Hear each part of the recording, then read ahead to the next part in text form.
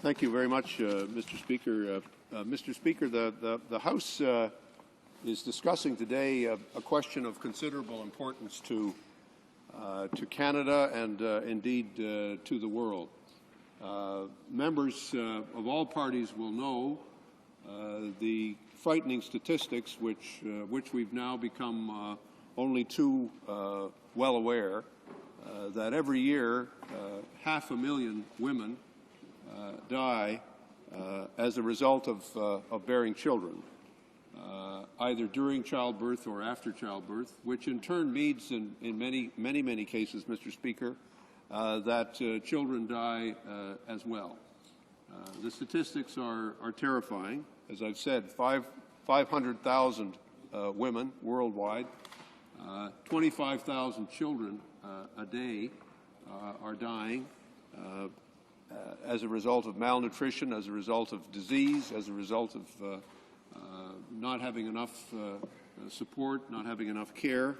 And it's entirely appropriate that the Government of Canada, along with the other G8 countries and the G20 countries, should recommit itself to dealing with this problem and with this challenge. This question is one of the key goals that's set out by the United Nations in the Millennium Goals, which Canada has signed on to, which we've agreed to participate in and to support. It has the focus and support, I think, of all parties. And I think it would also be fair to say, Mr. Speaker, that one thing that we've all learned from the Olympics and the Paralympics is that we're proudest as a country when we're setting a standard for the rest of the world. There was no question during the Olympics and the Paralympics that's exactly what we did, and the sense of pride that we all shared as Canadians was shared because we were indeed setting such a standard. The trouble, Mr. Speaker, is in a sense it's the reason we're having this debate is because the government's own ambiguity on this issue has made it necessary for us in the official opposition, and I hope we're joined by all members of the House in expressing the common view of Canadians on this subject, is that the government's various pronouncements, non-announcements, disannouncements, various commentaries that have been made have left us with the impression that in adopting this important initiative at the G8, which is a continuation of the commitments that we made last year at the G8, not a new initiative, but a continuation of a commitment. The government itself has shown some considerable inconsistency, and this is an opportunity for the government to clear the air and to vote for the resolution, making it very clear that we're not going to allow ideology to trump science. We're not going to allow a narrow view of what the problem is to make it more difficult for Canada to be successful.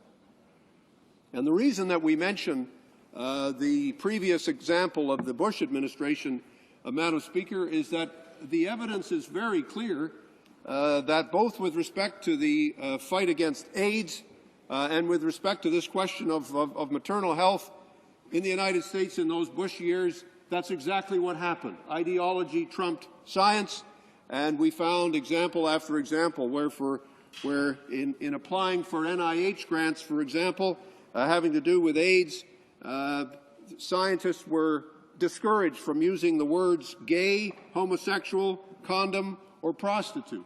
They were not supposed to mention these facts of life as being part of the reality of this horrible pandemic which has taken hold of the world over the last 30 years.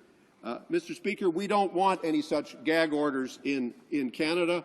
We don't want any such ideology entering into the situation.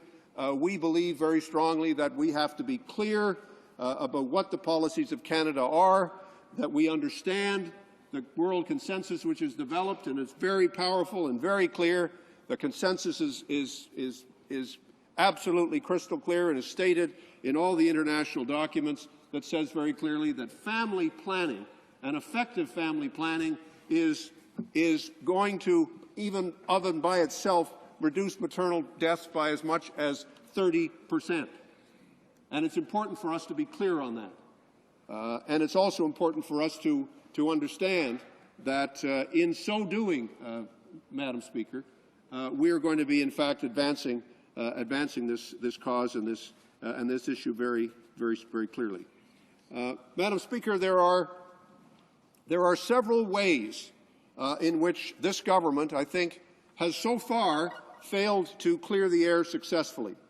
The answers in the House over the last few days could be perhaps summed up with a modest adaptation of the phrase which was supposed to have been used by Mr. Mackenzie King when he said, conscription if necessary, but not necessarily conscription. That's now been replaced by this government with the phrase, contraception if necessary, but not necessarily contraception. And that isn't good enough, Madam Speaker. That isn't good enough for Canada. That isn't the standard which we expect to be applied. My colleagues here will all understand that in African countries, the public advertising on the subject of AIDS and on the subject of the impact of AIDS on the community is very direct and very blunt. There's no ambiguity about it. There's no reluctance to use the word condom.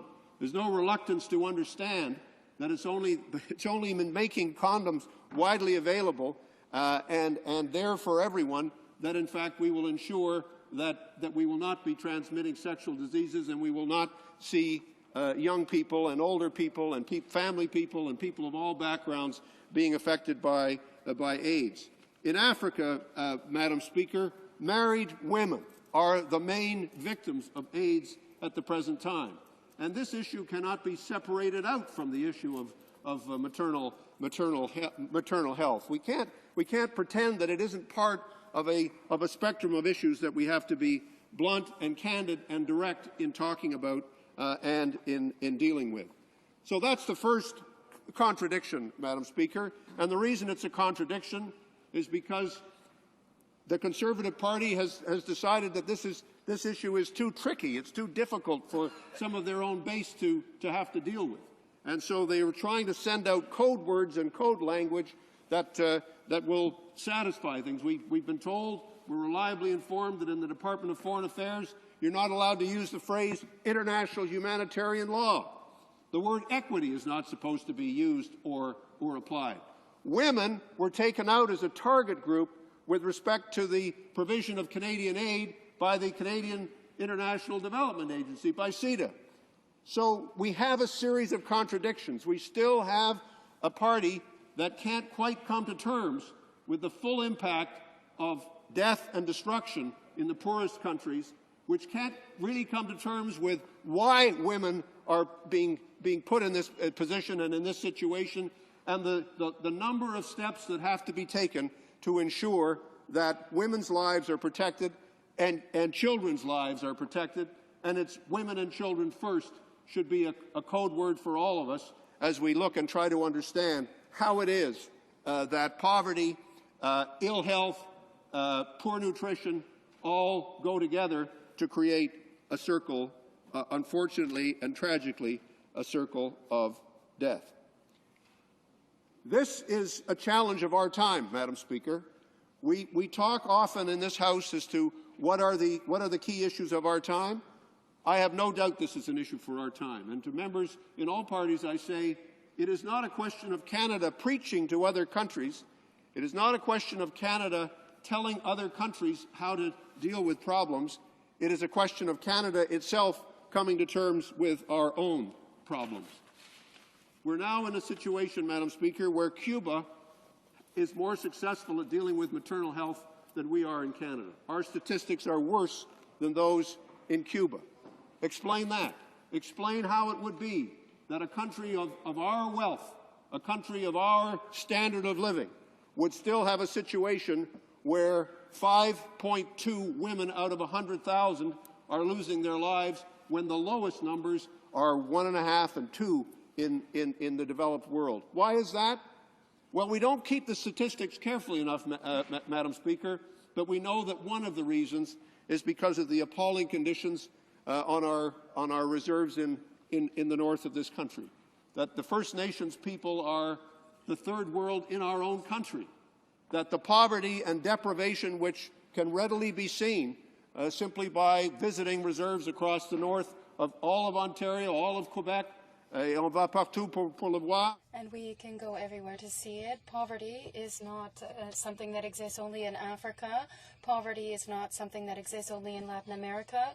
Poverty is not a problem that belongs to others. It's a Canadian problem. It's a Canadian challenge. It is a challenge that unfortunately we share because we have not managed to really address the issue of poverty. And poverty is what is responsible for the major issues and challenges of women, as we can see in our First Nations communities. So that's the inconsistency that we see, and that's what we're trying to deal with.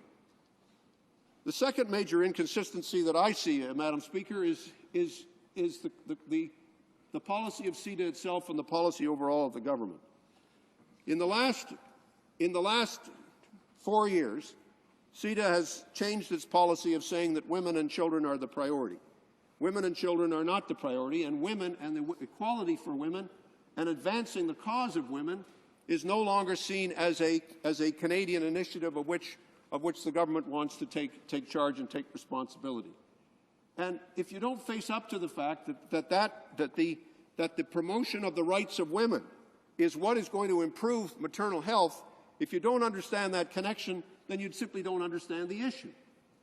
And to stand up and say, well, Canada is going to be launching this important initiative, but we're not going to talk about women, we're not going to talk about condoms, we're not going to talk about contraception, we're not going to talk about what really matters and how we're going to do this. Oh, and by the way, we're going to cut $200 million from the budgets of the poorest countries by Canadian transfers, and we're going to increase Canadian money that's going to the middle-income countries and higher-income countries, because that's the new CETA policy of the government, cut off those who are the poorest and pass on that money to other people.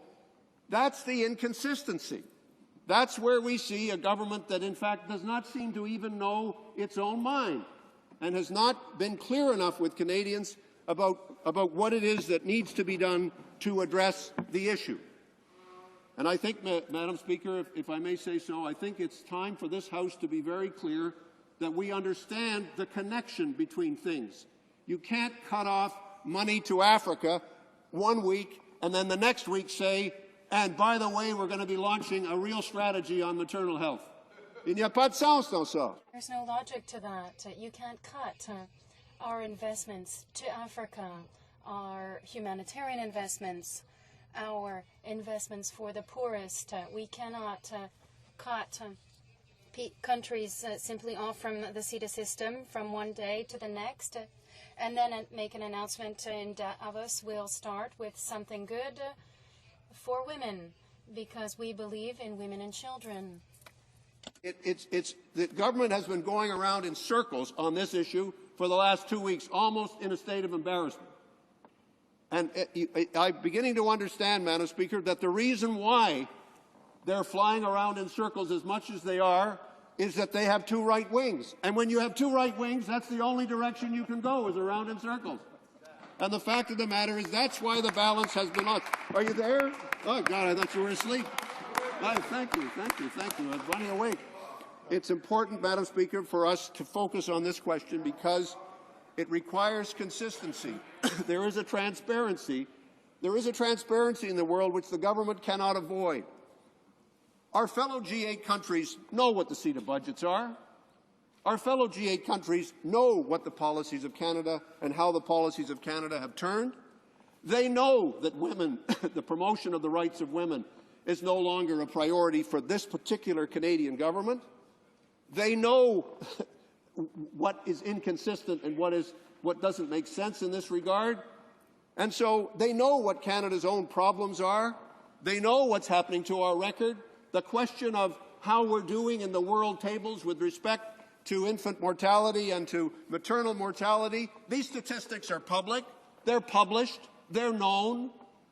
They know that we're falling behind in some critical areas. And so they know, Madam Speaker, that when the Prime Minister makes an announcement like the one he made in Davos, he is not being consistent with the foundations of what, in fact, his government and his party have been doing. And that's why it's so critically important for this House. If the government isn't going to be clear, and if the government isn't going to be transparent, it's so critically important for this House to state what the policies of the Government of Canada should be and how Canada should present itself to the world. Madam Speaker, I started my remarks by pointing out that we are indeed proudest as a country when we are setting a standard. We have to set a standard. And if we're going to set a standard, it has to be one that is clear. It has to be one in which we say with all humility, we've not been perfect. We have work to do.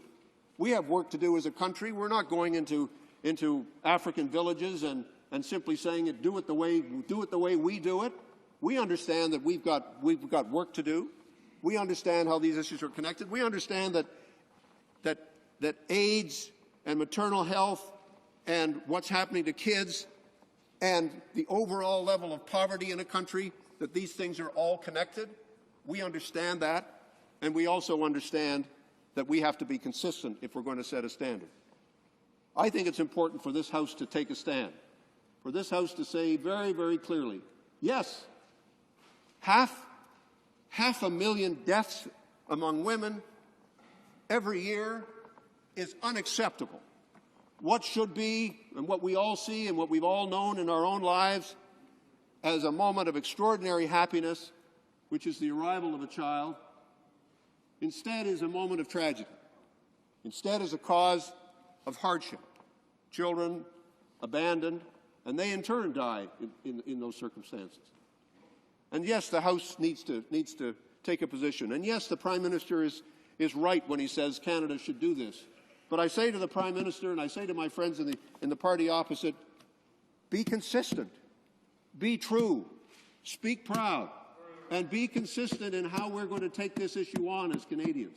Because it is simply not good enough for Canada to say, here's our initiative, and then start getting all mumbly-mouthed and unsure and unclear about how it is we're going to achieve the great goals that we're setting for ourselves.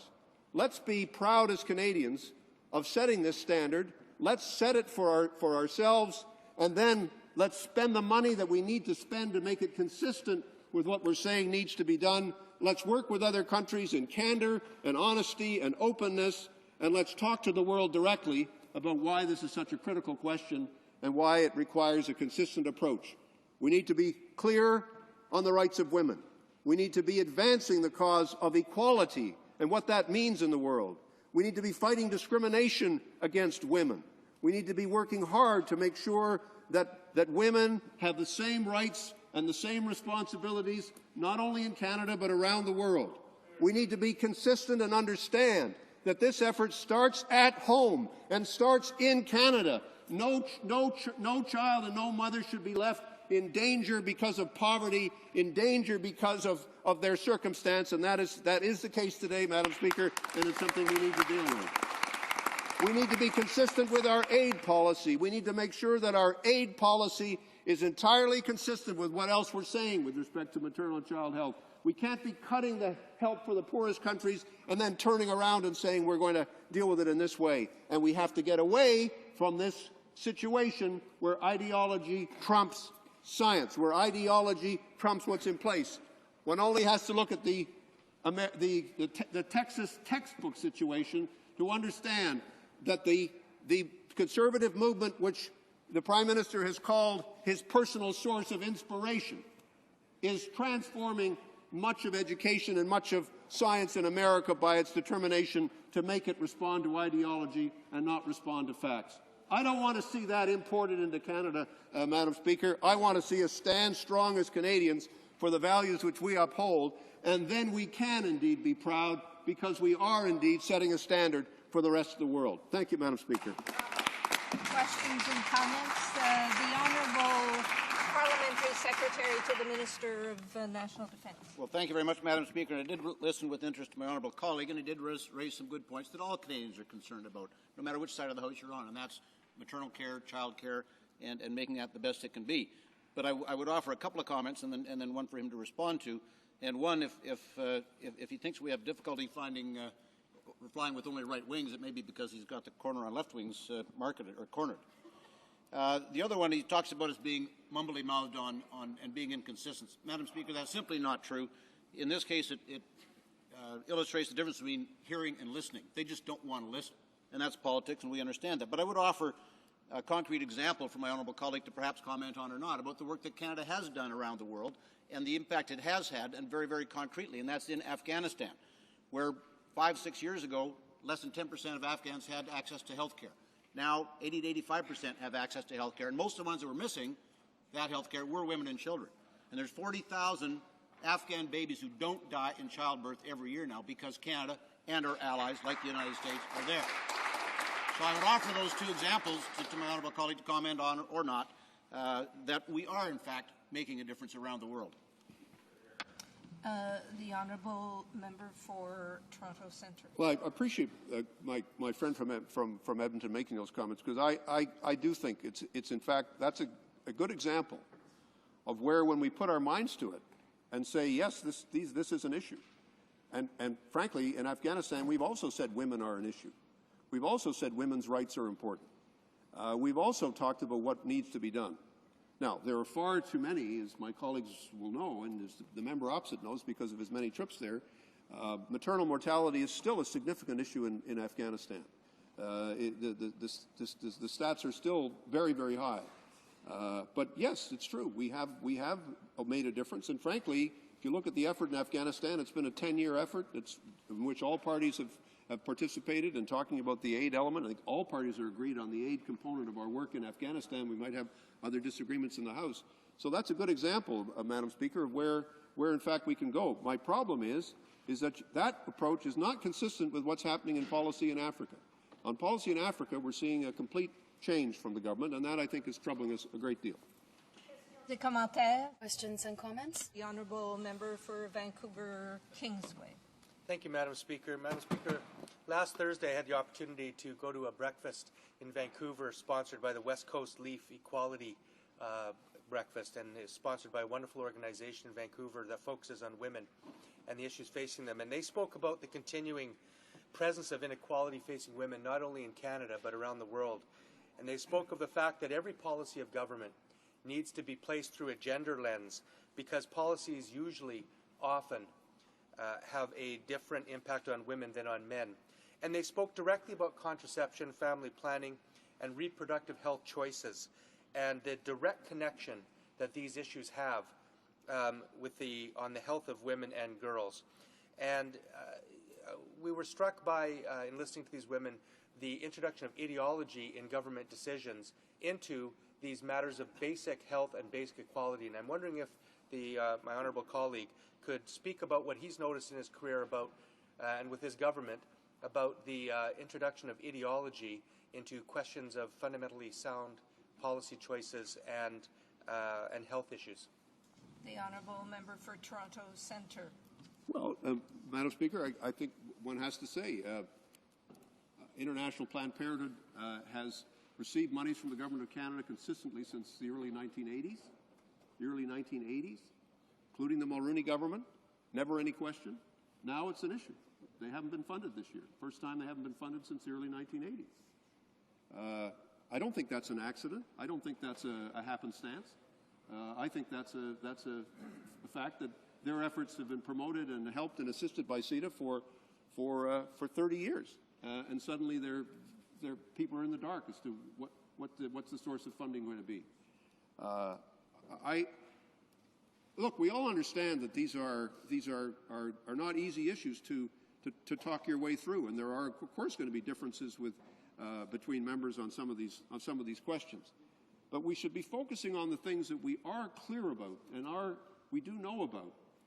and about which we have reached a powerful consensus as a world on these questions. And we understand perfectly well that the reason that promoting women's equality promotes women's health. There's a direct connection and a direct link. And I would even argue, Madam Speaker, that the fact that there are not more women in this House of Commons is part of the reason why these debates are even taking place.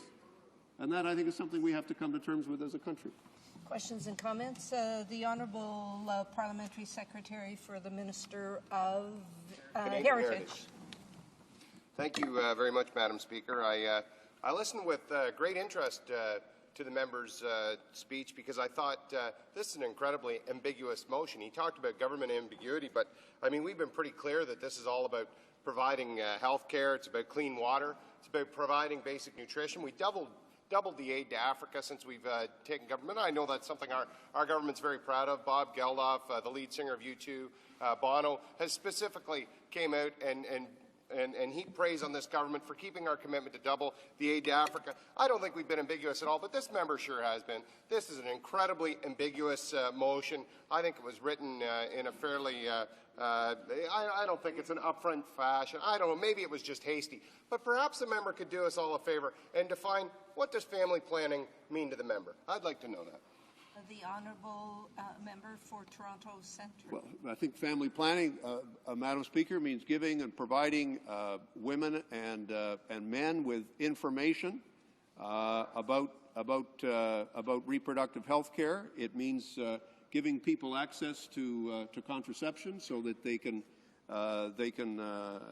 have access to an ability to plan their families and to deal with it in a way which they want. It means working with other governments and with host governments in a very direct way about the impact that a lack of family planning can have on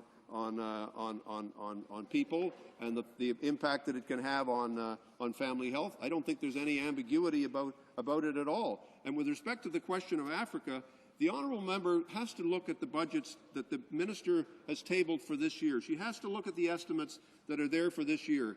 The estimates show a reduction of over 8%, for the poorest countries, and an increase of 11% for middle-income countries. That's what the government is doing. They're also reducing by 8% the CETA budgets for fragile states, and again increasing other transfers in other areas. They've moved their priorities away from women. They've moved their priorities away from maternal health at the same time as they're announcing that this is some kind of brand new Canadian initiative. It's a nonsense, Madam Speaker.